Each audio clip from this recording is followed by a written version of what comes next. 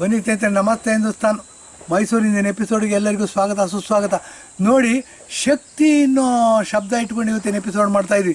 ಶಕ್ತಿ ಅಂದರೆ ಏನು ನೋಡಿ, ಶಿವ ಪ್ರಪ್ರಥಮವಾಗಿರ್ತಕ್ಕಂಥ ದೇವತೆ ಹಿಂದೂಗಳಿಗೆ. ಶಿವನ ಹೆಂಡತಿ ಬಂದ್ಬಿಟ್ಟು ಪಾರ್ವತಿ ಏನು ಮಾಡ್ತಾಳೆ, ಸೌಮ್ಯವಾಗಿ ಗೃಹಿಣಿಯಾಗಿದ್ದು ಸಂಸಾರ ನಡೆಸಬೇಕು ಅಂತಂದರೆ ಪಾರ್ವತಿ ಅಂತ ಕರಿತೀವಿ. ಆ ಪಾರ್ವತಿಗೂ ಕೋಪ ಬರುತ್ತೆ.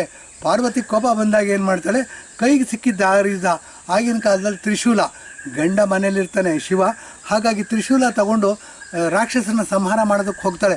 ಶುಂಭ ನಿಶುಂಭರನ್ನ ಸಂಹಾರ ಮಾಡ್ತಾಳೆ, ಚೆಂಡಿನ ಸಂಹಾರ ಮಾಡ್ತಾಳೆ, ಚಾಮುಂಡಿ ಹಬ್ಬ ಮಾಡ್ತೀವಿ ಮೈಸೂರಿನಲ್ಲಿ, ಅದೆಲ್ಲ ಫೇಮಸ್. ಈ ಥರ ಪಾರ್ವತಿನ ನಾವೇನು ಮಾಡ್ತೀವಿ, ಶಕ್ತಿ ಅಂತ ಕರಿತೀವಿ. ಹಿಂದೂ ಪದ್ಧತಿಯಲ್ಲಿ ಶಕ್ತಿ ಅಂದರೆ ಹೆಂಗಸರು ಅಂದರೆ ಶಕ್ತಿ ರೂಪ.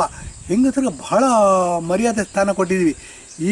ಇದೇನಾಗಿದೆ ನೋಡಿ, ನಮ್ಮನ್ನು 1947ರಿಂದ ಹಿಡಿದು 2014ವರೆಗೂ ಮುಸಲ್ಮಾನರು ಗೋಮುಖ ವ್ಯಾಘ್ರ ಥರ, ಅಂದರೆ ಹಿಂದೂಗಳ ವೇಷನ ಹಾಕ್ಕೊಂಡು ನಮ್ಮೇನು ರೂಲ್ ಮಾಡಿದ್ರು.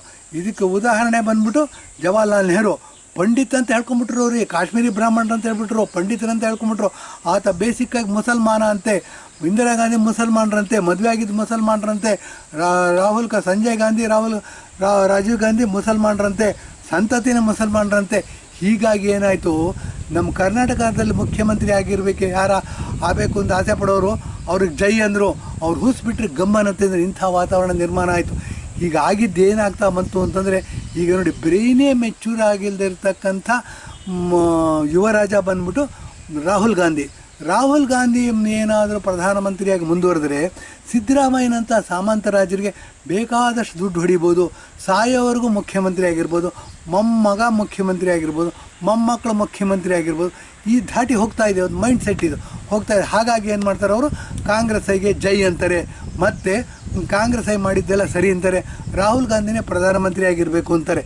ಬನ್ನಿ, ಆತ ಬ್ರೈನ್ ಮೆಚ್ಯೂರ್ ಆಗಿಲ್ಲ, ಅವರು ಆಗೋಯ್ತು, ಅವ್ರು ದೇಶ ಬಿಟ್ಟು ಹೋಗೋವಂಥ ಪರಿಸ್ಥಿತಿ ಬಂದುಬಿಟ್ಟಿದೆ. ಅಕಸ್ಮಾತ್ ದೇಶ ಬಿಟ್ಟು ಹೋಗಲಿಲ್ಲ ಅಂತಂದ್ರೂ ಜೈಲಲ್ಲಿರಬೇಕಾದಂಥ ವಾತಾವರಣ ನಿರ್ಮಾಣ ಆಗ್ತಾಯಿದೆ. ಇದನ್ನೆಲ್ಲ ಇದಿಟ್ಬಿಟ್ಟು ಹೇಗೆ ಅವ್ರ ಮೈಂಡ್ ಸೆಟ್ ಕೆಲಸ ಮಾಡುತ್ತೆ ಅನ್ನೋದ್ರ ಬಗ್ಗೆ ಇವತ್ತು ಇದು ಮಾಡ್ತೀವಿ.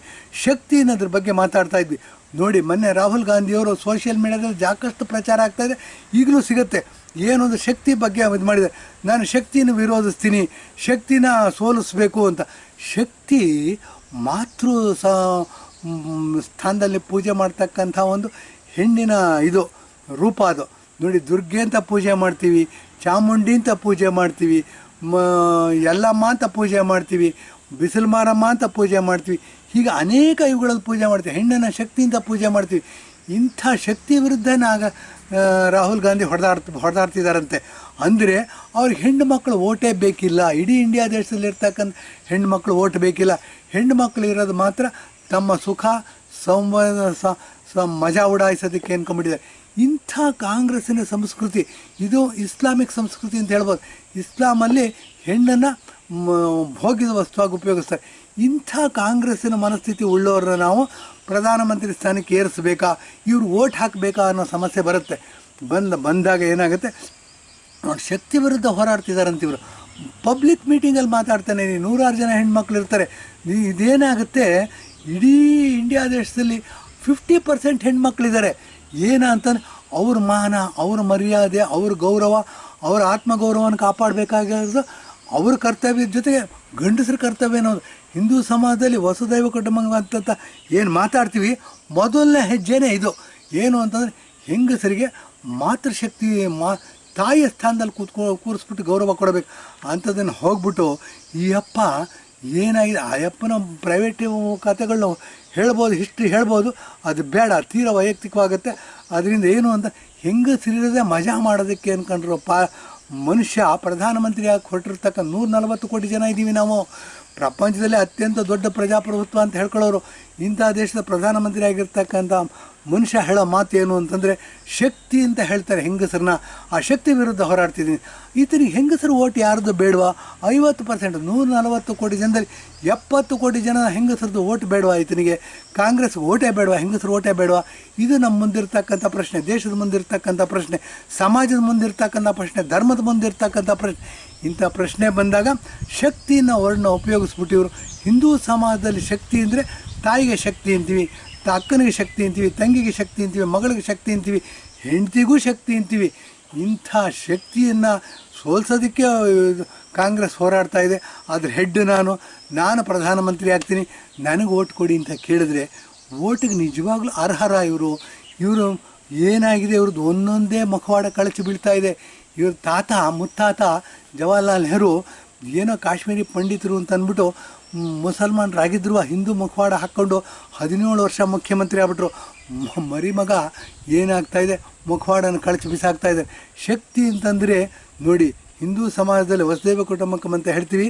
ಹೆಂಗಸರಿಗೆ ತಾಯಿ ಸ್ಥಾನವನ್ನು ಕೊಟ್ಟಿದ್ದೀವಿ, ಅವರಿಗೆ ದೇವತೆ ಸ್ಥಾನವನ್ನು ಕೊಟ್ಟಿದ್ದೀವಿ. ವೆಸ್ಟ್ ಬೆಂಗಾಲಲ್ಲಿ ದುರ್ಗೆ ಅಂತ ಪೂಜೆ ಮಾಡ್ತೀವಿ, ಮೈಸೂರಲ್ಲಿ ಚಾಮುಂಡಿ ಅಂತ ಪೂಜೆ ಮಾಡ್ತೀವಿ.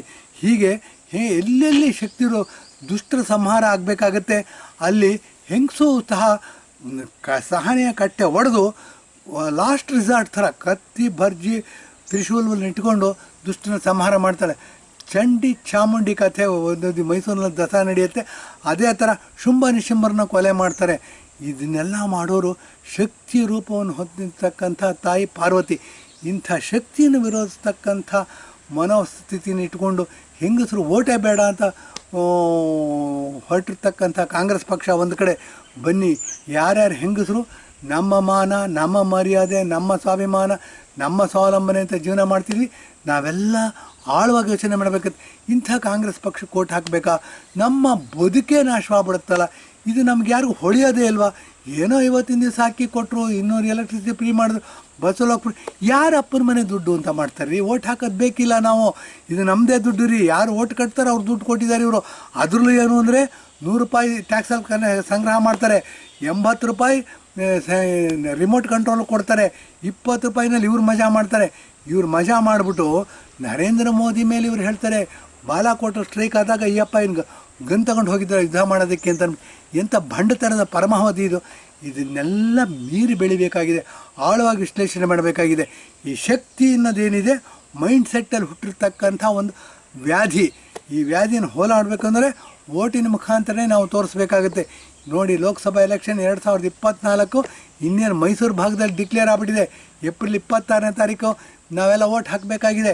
ಬನ್ನಿ, ಕಾಂಗ್ರೆಸ್ಸಿನ ಇಂಥ ಮನಸ್ಥಿತಿ ಉಳ್ತಕ್ಕಂಥ ಕಾಂಗ್ರೆಸ್ ಮನಸ್ಥಿತಿ, ಶಕ್ತಿ ಅಂತಂದರೆ ಹೆಣ್ಣಿರೋದು ಭೋಗ್ಯಕ್ಕೆ, ಮಜಾ ಉಡಾಯಿಸೋದಕ್ಕೆ ಅಂತ ದುಷ್ಟ ಶಕ್ತಿಗಳನ್ನ ಸೋಲಿಸಬೇಕಾಗಿದೆ. ಮತ್ತು ಹೆಂಗಸರು ಓಟೇ ಬೇಡ ಅಂತ ಹೇಳಿ ಶಕ್ತಿ ವಿರುದ್ಧ ಹೋರಾಡ್ತೀವಿ ಅಂತ ಡಿಕ್ಲೇರ್ ಮಾಡಿರ್ತಕ್ಕಂಥ ರಾಹುಲ್ ಗಾಂಧಿಯವ್ರದ್ದು ಇದನ್ನು ಅರ್ಥ ಮಾಡ್ಕೊಳ್ಳೋಕೆ ಪ್ರಯತ್ನ ಪಡೋಣ, ಆಳವಾಗಿ ಅರ್ಥ ಮಾಡ್ಕೊಳ್ಳೋಕೆ ಪ್ರಯತ್ನ ಪಡೋಣ. ಇವ್ರನ್ನ ಸೋಲಿಸೋದೇ ನಮ್ಮ ಗುರಿಯಾಗಿರಬೇಕು. ನರೇಂದ್ರ ಮೋದಿಯವರು ಹೆಂಗಸನ್ನ ಮಾತೃಸ್ಥಾನದಲ್ಲಿಟ್ಟು ಗೌರವಿಸ್ತಕ್ಕಂಥವ್ರು. ಮತ್ತು ನಮ್ಮ ದೇಶಕ್ಕೆ 22 ಜನವರಿ 2024 ಸ್ವಾತಂತ್ರ್ಯ ಬಂತು ಅಂತ ಹೇಳಿದ್ವಿ. ನಾಟ್ 1947, ಆಗಸ್ಟ್ 15 ಅಲ್ಲ, ಆಗಸ್ಟ್ 15 ಜವಾಹರ್ಲಾಲ್ ನೆಹರು.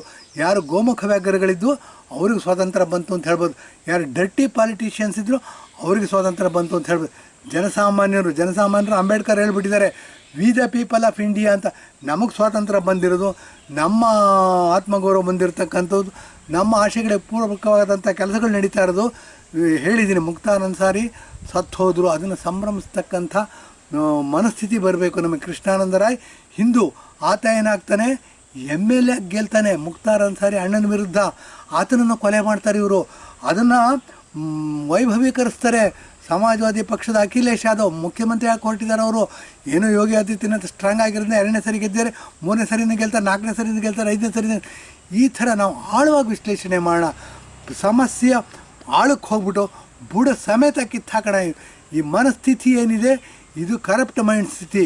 ಈ ಮನಸ್ಥಿತಿ ಏನಿದೆ ಕೊಲೆ ಮಾಡ್ತಕ್ಕಂಥ ಮನಸ್ಥಿತಿ. ಈ ಮನಸ್ಥಿತಿ ಏನಿದೆ ರೇಪ್ ಮಾಡ್ತಕ್ಕಂಥ ಮನಸ್ಥಿತಿ. ಈ ಮನಸ್ಥಿತಿ ಏನಿದೆ ಭ್ರಷ್ಟಾಚಾರದ ಮನಸ್ಥಿತಿ. ಅನೇಕ ಭ್ರಷ್ಟಾಚಾರಗಳು. ದುಡ್ಡಿರೋದೇ ಮಜಾ ಮಾಡೋದಕ್ಕೆ, ಹೇಗೋ ಟ್ಯಾಕ್ಸ್ ಕಟ್ಟೋರು ಕಟ್ತಾರೆ, ನಾವು ಇರೋಷ್ಟು ದಿವಸ ಮಜಾ ಮಾಡ್ಕೊಂಡು ಹೋಗೋಣ ಅನ್ನೋರ ಮನಸ್ಥಿತಿನ ಧಿಕ್ಕರಿಸಬೇಕಾದಂಥ ಕಾಲ ಬಂದಿದೆ. ಬನ್ನಿ, ನರೇಂದ್ರ ಮೋದಿಯವ್ರ ಕೈಗಳನ್ನ ಬಲಪಡಿಸೋಣ.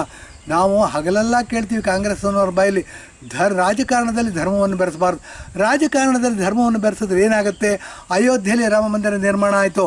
ಮುಕ್ತಾರ್ ಅನ್ಸಾರಿ ಅಂಥ ಡಾನ್, ಕ್ರೌರ್ಯ ಮೆರಿತಿದ್ದವನು, ರೇಪ್ ಮಾಡ್ತಿದ್ದವನು, ಮತ್ತು ಭ್ರಷ್ಟಾಚಾರ ಮಾಡ್ತಿದ್ದವನು, ಮತ್ತು ಅತಿಯಾದ ದುಷ್ಕೃತ್ಯಗಳನ್ನ ಮಾಡಿದವನು ಸತ್ತು ಹೋಗಿದ್ದಾನೆ, ಹಾರ್ಟ್ ಅಟ್ಯಾಕ್, ದೇವ್ರು ಕೊಟ್ಟಿರ್ತಕ್ಕಂಥ ನ್ಯಾಯದಲ್ಲಿ ಸತ್ತು ಹೋಗಿದ್ದಾನೆ.